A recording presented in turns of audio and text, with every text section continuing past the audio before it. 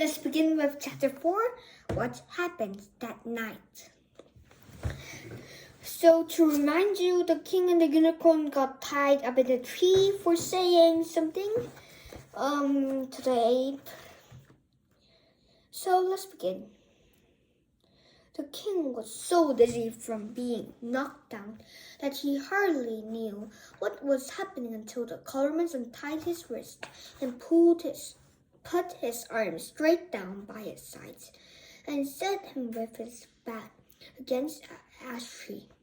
Then they bound ropes around his ankles and his knees, and his waist and his chest, and left him there.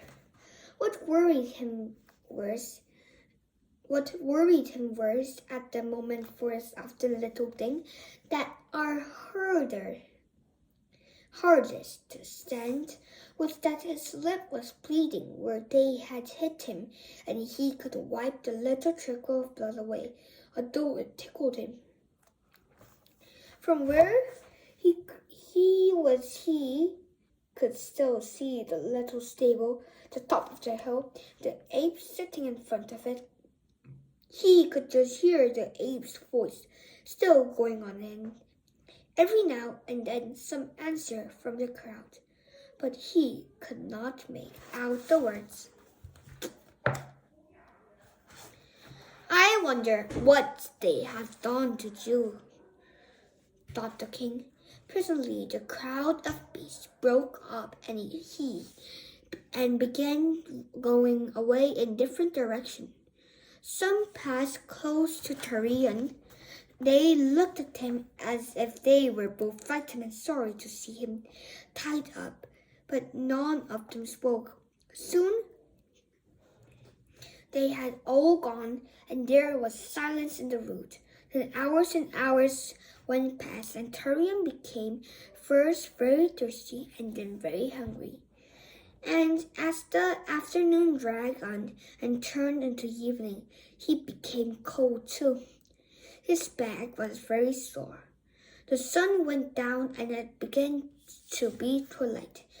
When it was almost dark, Tyrion heard a light patter of feet and saw some small creatures coming towards him. The three on the left were mice, and there was a rabbit in the middle. On the right were two moles, but both these were carrying little bags on their backs, which gave them a curious look in the dark, so that at first he wondered what kind of beasts they were. Then in a moment they were all standing up on their hind legs, laying their cool paws on his knees and giving his knees snuffly animal kisses. They could reach his knees because Narnian talking beasts of that sort are bigger than the dumb beasts of the same kind in England. Lord King, dear Lord King, said the shrill voices, we're sorry for you. We dare untie you because Asa might be angry with us. But we have brought you your supper. At once the first mouse climbed nimbly up till he was perched on the rope that bound Tyrion's chest and was sprinkling his blunt nose in front of Tyrion's face. Then the second mouse climbed up and hung on just below the first mouse. The other beasts stood on the front ground and began handing things up. Drink, sire, and then you'll find you're able to eat, said the topaz mouse, and Tyrion found that a little wooden cup was being held to his lips. It was only the size of an egg cup, so that he had hardly tasted the wine in it before it was empty. But then the mouse passed it down, and the others refilled it, and it was passed up again, and Tyrion emptied it a second time. In this way, they went on till he had quite a good drink. which was all the better for coming in little doses, for that it moment better for coming in little doses. For that is more thirst quenching than one long draught. Here is cheese, sire, said the first mouse, but not very much, for fear it would make you too thirsty. And after the cheese they fed him without cakes and fresh butter, then with some more wine. Now hand up the water, said the first mouse, and I'll wash the king's face. There's blood on it. Then Turian felt something like a tiny sponge stabbing his face, and it was most refreshing. Little friend, said Turian, how can I thank you for all this? You needn't, said the little voices. What else could we do? We don't want any other kings. We are your people. If it was only the ape and the colormans who were against you, we would have fought till we were cut into pieces. Before we had let them tie you up, we would indeed. But we can't go against Asan. Do you think it's really Asan as a king? Oh, yes, said the rabbit. He came out of the stable last night. We all saw him. What was he like? Said the king. Like a terrible great lion, to be sure, said one of the mice. And you think it's really Asan who is killing the root nymphs and making you all slaves to the king of Colorman? Ah, that's bad, isn't it? Said the second mouse. It would have been better if we died before all this began. But there's no doubt about it. Everyone says it is Asan's order, and we have seen him. We didn't think Asan would be like that. Why, we wanted him to come back to Narnia. He seems to have come back very angry this time, said the first mouse. We must all have done something dreadfully wrong without knowing it. He must be punishing us for something. But I do think we might be told what it was.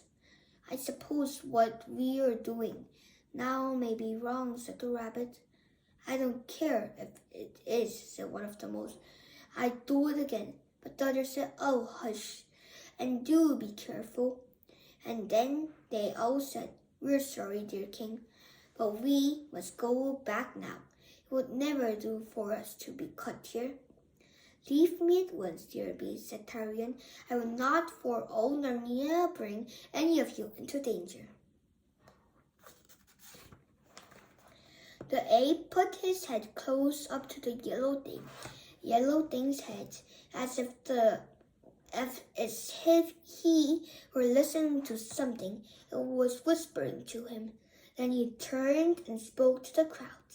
The crowd wailed again. Then the yellow thing turned clumsily round and rocked.